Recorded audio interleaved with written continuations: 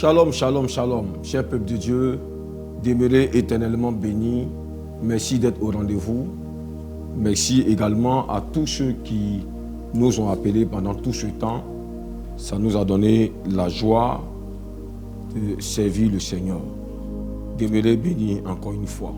Nous sommes là encore cet après-midi, en ce dimanche 4 décembre, parce que nous entamons le dernier mois de l'année 2022.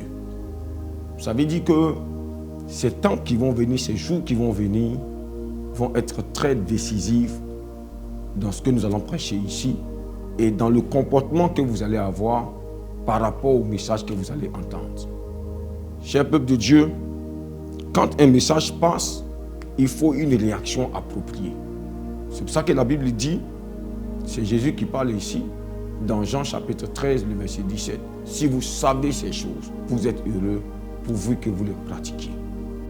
Alors nous venons encore aujourd'hui, cette fois-ci, à l'entrée du mois de décembre, nous avons un message en particulier pour les nations africaines, pour l'Église en Afrique.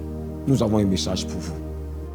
Alors, le titre ou le thème qu'on peut donner à ce message, c'est l'Afrique. Que te faut-il? Ou l'Afrique, pourquoi tu souffres?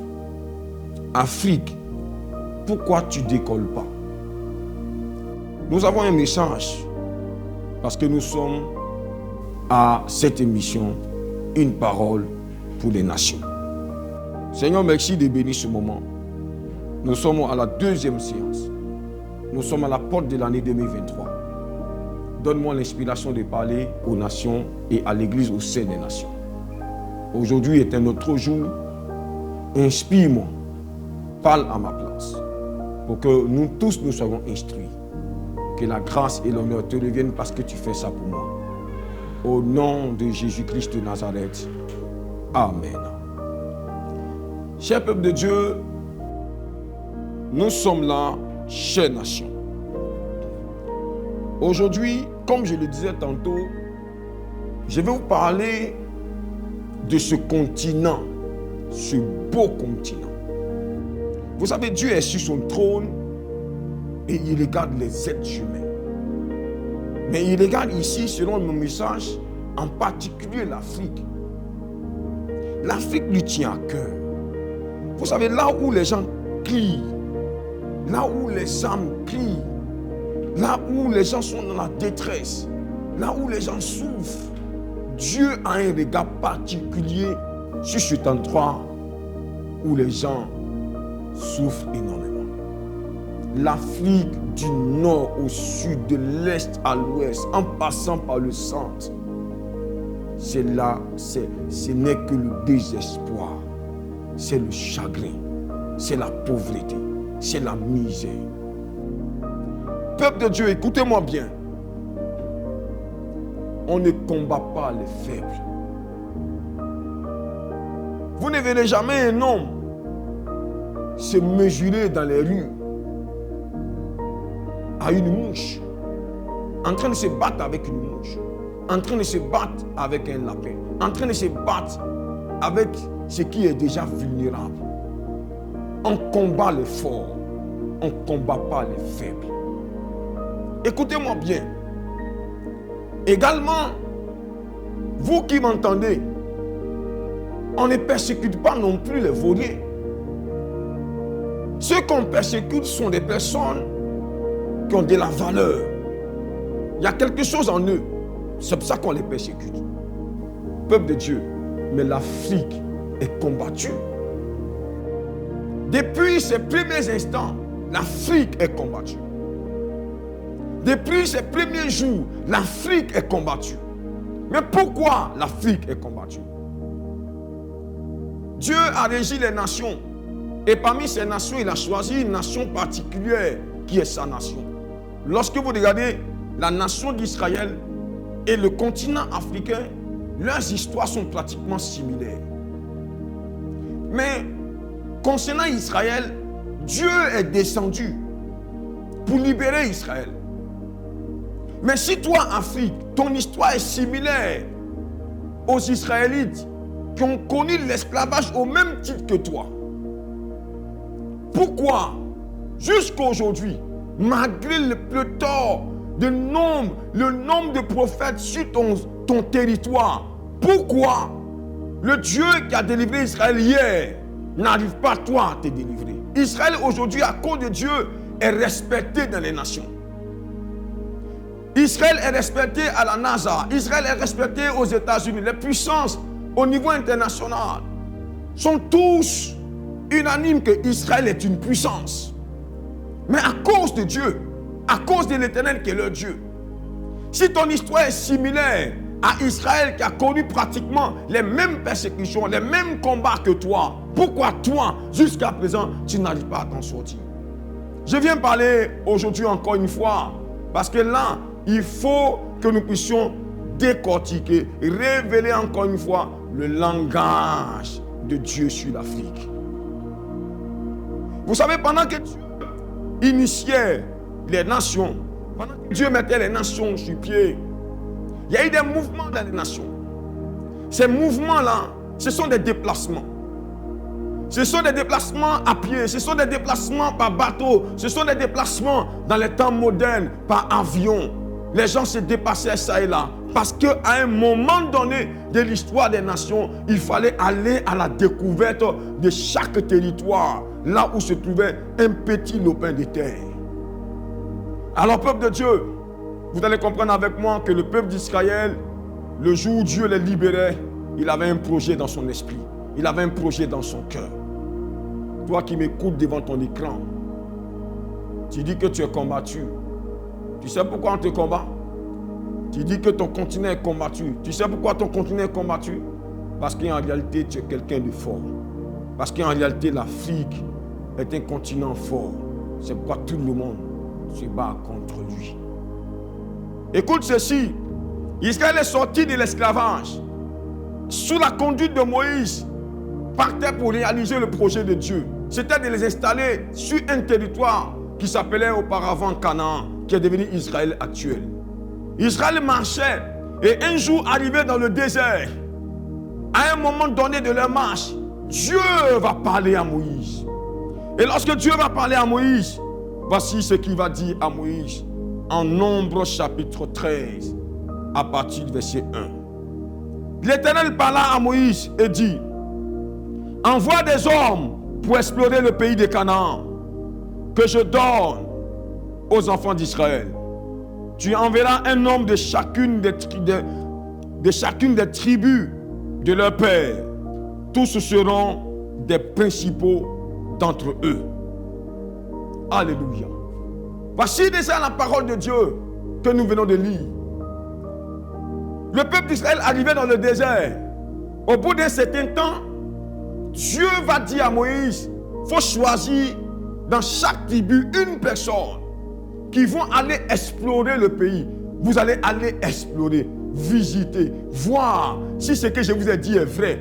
Je vous ai dit c'est un pays où coule le lait et le miel. Le peuple d'Israël court, ils s'en vont. Et lorsqu'ils arrivent là-bas, oui, les 12 représentants constatent que ce que Dieu a dit était la vérité. Lorsqu'ils ont regardé, ils ont vu un territoire plein de richesses, plein de gloire. Un territoire rempli de bonnes choses. De sorte qu'une seule grappe de raisin, 2 personnes pouvaient transporter ça sur une tige de bois. Pour amener jusqu'à Moïse, pour dire, waouh, ce qu'on a vu là-bas, on a vu un pays béni, un pays où il y a le lait, où il y a le miel. Regarde, les fruits même sont d'une forme énorme. C'est la gloire là-bas. Le peuple d'Israël a constaté que le territoire d'Israël, de Canaan d'alors, était un territoire béni, selon que Dieu avait déclaré, selon que Dieu avait dit. Alléluia. Peuple de Dieu, nous sommes à l'entrée du mois de décembre. Ne manquez même pas un seul instant. Parce qu'au bout de ce mois, nous allons vous inviter. Écoutez bien ceci par l'Esprit de Dieu. Afrique, tu es combattu simplement parce qu'il y a quelque chose que tu n'as pas compris.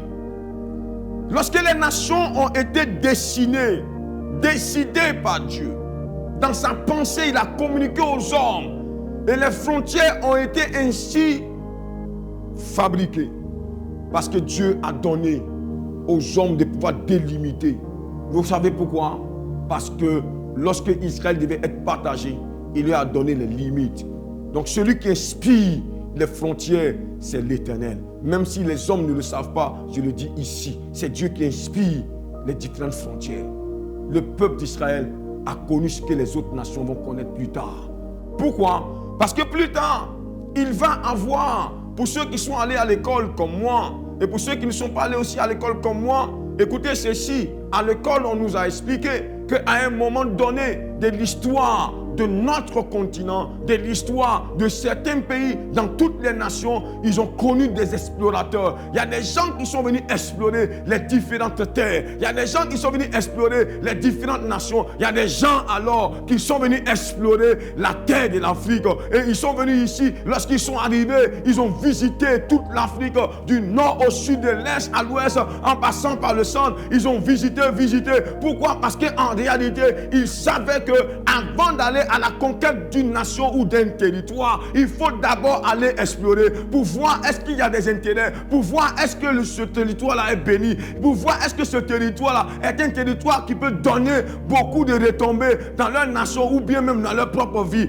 Frère, peuple de Dieu, c'est comme ça qu'à un moment donné de la vie de cette Afrique-là, les explorateurs sont venus, ils ont marché, certains ont pris des bateaux, certains sont entrés dans les forêts, ils ont traversé les mares, ils ont traversé des marigots, ils ont traversé des rivières, ils ont traversé et ils ont exploré tout le territoire de l'Afrique, y compris mon pays, la Côte d'Ivoire. Ils ont exploré parce que bibliquement parlant, la chose était déjà révélée, la chose était déjà claire. Écoute ceci, peuple de Dieu, peuple de l'Afrique, vous qui êtes ici et vous qui êtes ailleurs, je vous parle de votre histoire. Pourquoi vous êtes combattus? Pourquoi mon continent est combattu? Pourquoi? Écoute ceci, la Bible dit en Romains chapitre 1, le verset 16, que je n'ai point honte de l'évangile, c'est une puissance de Dieu pour le salut de quiconque croit. D'abord le juif et ensuite le grec. Écoutez ceci, j'ai une parole pour vous. L'évangile veut dire bonne nouvelle. L'Afrique a écouté l'évangile, a écouté des paroles. Ils entendent la bonne nouvelle, mais dans l'application, l'Afrique attend sa délivrance. La nation attend sa délivrance. Le continent attend sa délivrance. Jusqu'à aujourd'hui, cette délivrance ne vient pas. Malgré que les gens s'élèvent, ils crient. Je vous dis la vérité, rien ne viendra des êtres humains, rien ne viendra de la parole d'un humain, mais tout viendra de l'Éternel. La délivrance d'une nation vient toujours de Dieu. La délivrance d'un continent vient toujours de Dieu. Parce que frère, rien ne peut arriver si Dieu n'est décidé. Si Dieu n'a pas décidé, rien ne peut arriver. Rien ne peut arriver. Écoute cette parole, frère. Je viens te rappeler quelque chose. Ton territoire a connu des explorateurs. Alors, peuple de Dieu, pendant qu'un jour, j'étais chez moi à la maison, Dieu va ouvrir mon esprit pendant que je méditais. Cette méditation m'avait amené à parler en langue. Et pendant que je méditais et que je parlais en langue, mon esprit se nourrissait, mon âme se nourrissait. J'étais quelque part transporté par l'Esprit de Dieu. La joie remplissait mon cœur et j'ai pensé à mon continent africain. Et j'ai interrogé le Seigneur. J'ai dit, mais Seigneur, mais pourquoi nous sommes dans cette situation? Et Dieu va communier avec moi. Dieu va parler avec moi. Et dans cette vision, Dieu va me montrer une vision. Il me ramène jusqu'aux temps anciens où les explorateurs sont passés sur notre territoire. Ils sont venus sur la terre africaine. Dieu va ouvrir mon esprit. Il dit de la même manière que j'ai envoyé 12 espions, 12 personnes pour aller explorer la terre de l'Égypte. C'est comme ça que j'ai envoyé aussi. Il y a des hommes qui sont venus, des personnes qui sont venues sur la terre de l'Afrique pour visiter l'Afrique, pour explorer l'Afrique, pour comprendre ce que l'Afrique est, pour comprendre comment l'Afrique est. Écoute ceci, et Dieu va me montrer en esprit. J'ai vu ces hommes, ces explorateurs qui sont retournés dans leur pays, qui sont retournés dans leur continent. continent. Et lorsqu'ils retournaient dans leur continent, ils partaient avec un rapport. Ce rapport, ils ont commencé à faire ce rapport. Ils ont commencé à faire ce compte rendu à ceux qui les avaient envoyés pour explorer. De la même manière que les 12 explorateurs sont venus expliquer à Moïse que voici ce qu'on a découvert. C'est comme ça que ceux qui ont exploré aussi l'Afrique sont retournés vers leur maître. Dit, voici ce qu'on a vu sur la terre de l'Afrique. Oh, peuple de Dieu, j'ai une révélation pour toi, frère. J'ai une révélation pour toi, Afrique. J'ai une révélation pour toi, Église en Afrique. J'ai une révélation pour toi, prophète. J'ai une révélation pour toi, pasteur. J'ai une révélation pour toi. J'ai une révélation pour chacun. Alors Dieu va me dire, Jean-Jacques, écoute les conversations. Écoute ce qu'ils sont en train de dire. Les explorateurs sont en train de parler. Et pendant qu'ils parlaient, Dieu va ouvrir mon esprit. Et je vais entendre sa voix. Je vais entendre les explorateurs parler. Et ils vont dire ceci, frère, c'est là que ton nom a été donné. C'est là qu'ils ont donné le nom Afrique. Écoute ceci. Ils ont dit à ceux qui les ont envoyés, ils ont dit on a exploré la terre. Cette terre-là qui ne porte pas de nom. Cette terre-là n'a pas de nom. Mais lorsqu'on est parti, on a découvert, on a vu que c'est un territoire. Que c'est un territoire. Que c'est une terre. Une terre Afrique. C'est une terre Afrique. Je les entendais parler. Ils disaient, c'est une terre Afrique. C'est une terre, c'est un territoire Afrique. Écoute ceci. Et c'est pourquoi je l'ai mentionné. Je l'ai écrit. Et la réalisation va me permettre de faire un gros plan de ce que je vais montrer maintenant. C'est là qu'est sorti ton nom. Ils ont dit, c'est un territoire Afrique. C'est un territoire, c'est une terre Afrique. Je les entendais parler. Et Dieu me dit, Jean-Jacques, voici comment ils ont donné le nom Afrique à ce continent, à cette terre que vous vivez, que vous connaissez. Vous savez ce qu'on appelle le fric. Prenez votre téléphone et regardez dans votre dictionnaire. Allez-y dans votre bibliothèque, regardez votre dictionnaire. Lorsqu'on parle de fric, ça veut dire argent, ça veut dire l'argent, ça veut dire l'argent, ça veut dire l'argent. C'est un territoire où il y a beaucoup d'argent, où on peut se faire beaucoup d'argent. C'est pourquoi ils t'ont appelé Afrique. Écoute ceci. Regardez ceci. Vous voyez là, lorsqu'ils ont fait leur rapport,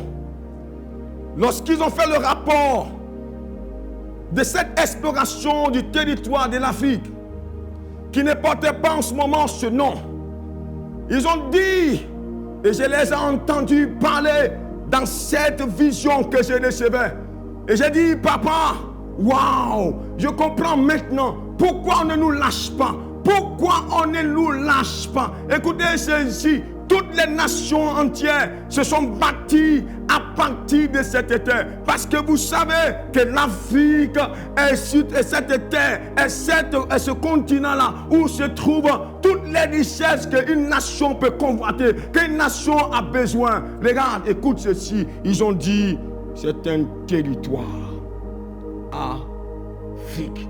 Ils ont collé les deux mots et ça donnait Afrique. Alors, regardez, écoutez-moi bien. Dans leur esprit, il n'est pas question que ce continent qui est au même titre que Canaan hier, ce continent qui est au même titre que Israël d'hier, quand les explorateurs ont vu cela, ils ont dit on doit aller se battre pour prendre le territoire. On doit se battre pour prendre ce territoire. C'est comme ça qu'aujourd'hui, je peux te dire en vérité, le monde des ténèbres, le monde mystique, le monde illuminati, le monde maçonnique, ils ont tout fait pour contrôler jusqu'aujourd'hui les territoires de l'Afrique. Pourquoi? Parce qu'ici il y a beaucoup d'argent, parce qu'ici il y a de l'argent à se faire, parce qu'ici il y a de l'or, parce qu'ici il y a tout, frère. C'est pourquoi ton continent ne s'en sort pas. Mais est-ce que quelqu'un comprend? Est-ce que quelqu'un comprend ces choses-là? Je te dis la vérité. Ouvre ton esprit. Parce que l'Afrique a besoin de délivrance. L'Afrique a besoin de combat. L'Afrique a besoin que son spirituel puisse être à un niveau afin que tout le monde commence à parler le même langage. Tout le monde commence à comprendre que l'Afrique, à cause de son territoire qui produit la richesse pour les autres, mais cette Afrique-là, chacun de nous se cherche. Pourtant, on l'appelle africain. Africain veut dire Celui chez qui il y a beaucoup d'argent. Celui chez qui il y a beaucoup de fric. C'est pourquoi c'est sur notre territoire qu'il y a beaucoup de guerres. Parce que ça répond à des besoins de sacrifice. Parce que ça répond à des besoins d'offrande. Lorsque vous faites ainsi sur un tel territoire, c'est sûr et certain que vous comprenez ainsi le langage des choses spirituelles pour posséder cette terre.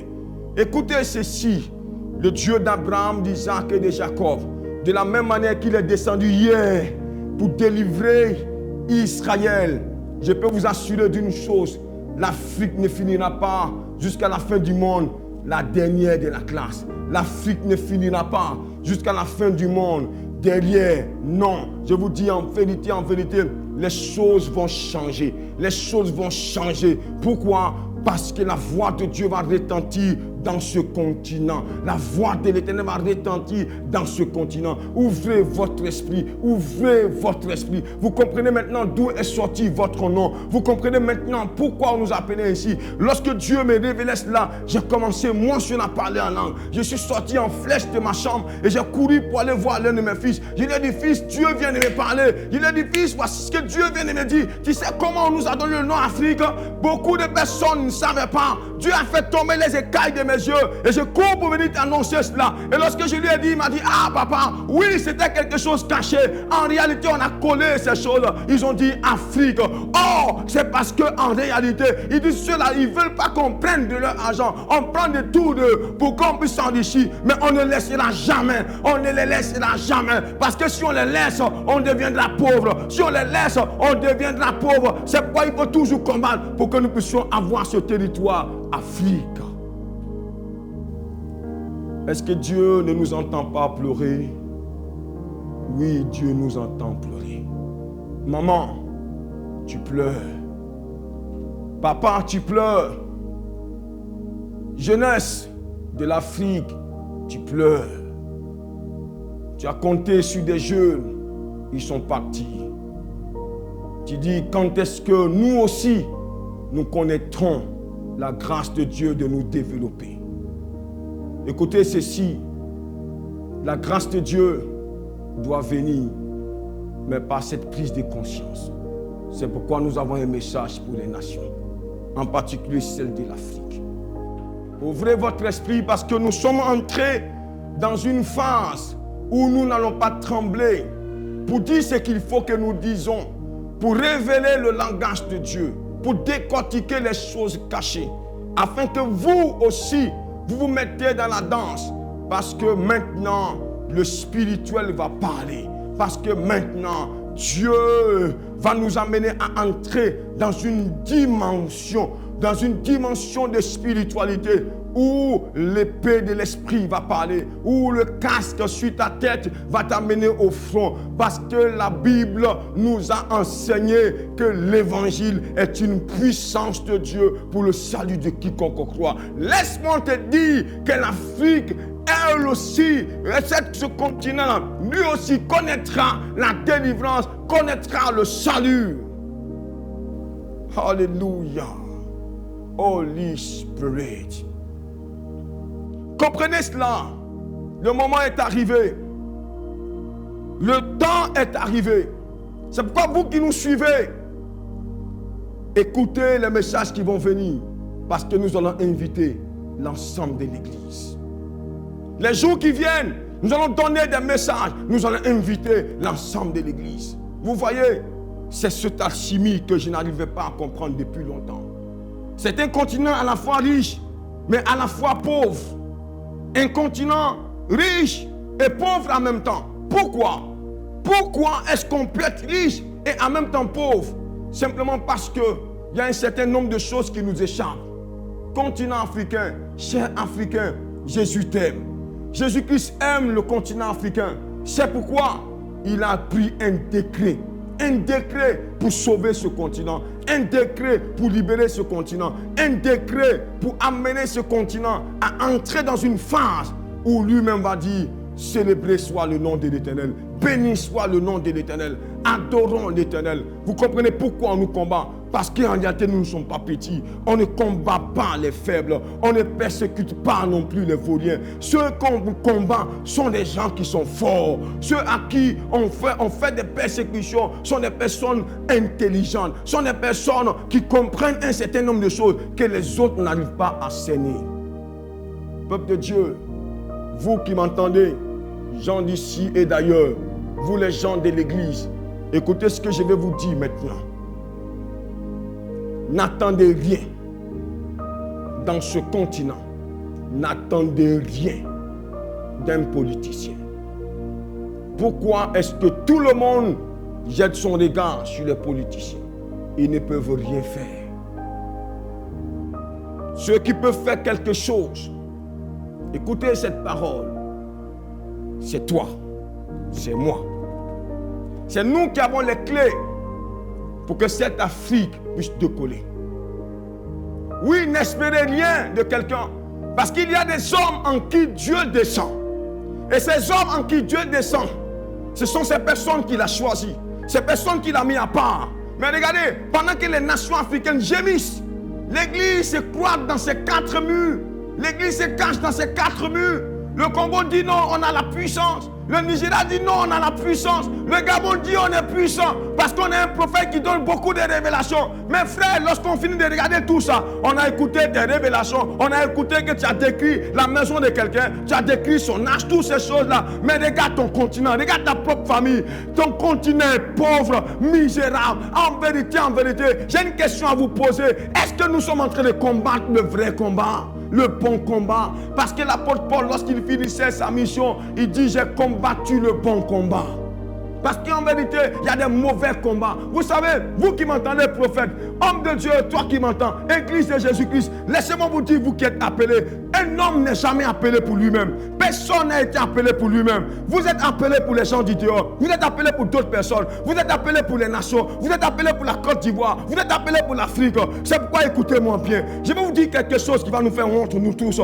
Vous savez quoi? Lorsque le peuple africain était en esclavage, vous savez qui a aboli l'esclavage? Vous savez qui a mis fin à l'esclavage? Laissez-moi vous dire le nom de cette personne-là. Et je vais vous dire quelle religion il pratiquait. Cet homme-là s'appelle Victor Schœlcher. Victor Schœlcher n'était ni chrétien. Il n'est pas dans aucune église. Cet homme était un franc-maçon. C'était un franc-maçon. Mais le franc-maçon, c'est lui qui a pensé au continent africain. C'est lui qui a pensé aux Noirs. Et puis il a dit non, ce n'est pas normal. Pourquoi? Parce qu'eux aussi, ils utilisent la Bible. Et lorsqu'il a découvert dans la Bible que non, un homme ne doit pas être esclave de son frère. Un autre homme ne doit pas maltraiter un autre homme. C'est pourquoi cet homme-là, il était écrivain, en même temps journaliste, mais c'était un franc-maçon. Dans ses loges, il a commencé à se battre. Il est rentré ça et là pour que le peuple africain il puisse avoir abolition de l'esclavage. Mais où était l'église en ce moment? Où étaient les hommes de Dieu en ce moment? Pourtant, en ce moment précis là, les hommes de Dieu étaient là. Écoutez bien ceci. On peut peupler un continent. On peut peupler l'Afrique.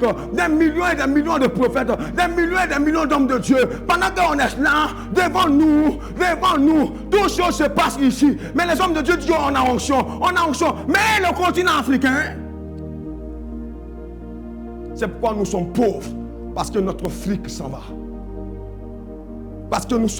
C'est pourquoi nous sommes pauvres. Parce que notre fric est pris devant nous. Et c'est parti. Tant que l'église ne comprendra pas qu'elle est lumière du monde, elle apporte la lumière là où il y a les ténèbres. Lumière du monde, là où il y a les ténèbres, elle éclaire.